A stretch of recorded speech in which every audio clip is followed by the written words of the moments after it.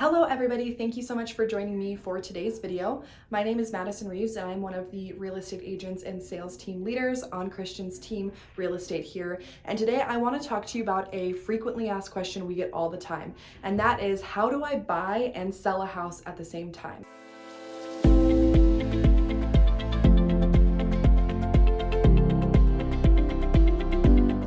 So I'm going to give you the 4 steps we need to take in order to get your home sold so you can move on to the next one. Now this is really common because a lot of buyers and sellers need the equity from their home that they're currently living to purchase the next property, whether they're purchasing it completely with cash or whether they're getting a loan and using that equity as a down payment. And sometimes there can be a lot of things that we need to do to coordinate to make sure that it runs smoothly. So here are the 4 things that we recommend doing when you're trying to buy and sell at the same time. Number 1 would be pre-listing and pre-qualification. So what pre-listing is all of the steps that we go through in order to prepare your home to go on the market. So this would look like staging consult with our interior designer, a 3D tour, professional photography, marketing, and all of those things. We really want to make sure that your listing is going in front of as many people as possible and is being presented in the best way possible. While that's happening, we also recommend you as the homeowner to do the pre-qualification process. And this is when you reach out to a mortgage lender and fill out the application to get pre-qualified for a mortgage loan. The reason that this is important is because we need that pre-qualification letter in order to find you your next home.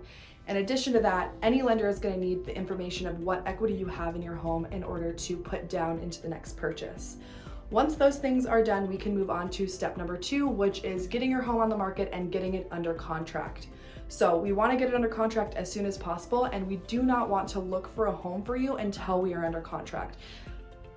The reason being is because when it comes to a really competitive market like this one, we want to make sure we're putting our best foot forward and already having your home under contract. That is a little bit more guaranteed for the seller that you're going to be purchasing their home, that you already have a buyer in place. So it's really important that we have that done, and then as soon as your home is under contract, we can go and start looking for your next one. The 3rd step would be, ideally we're going to close your original home and your new home on the same day. You know, you sign paperwork to sell your home in the morning, wire the money over, and you buy your next one in the afternoon and get the keys that day. That way there's no days in between where you're trying to figure out where to go or where to be. Now, this doesn't always happen, and the reason being is every situation is different. So step number 4 would be the other options we have if we cannot close your current home and your new home the same day. So those options look like temporary housing. Now, depending on the time that you have, the time gap between your current and your new home, this could look like a short-term rental, living with a family or friend, and even potentially a hotel, depending on how much time you have in between.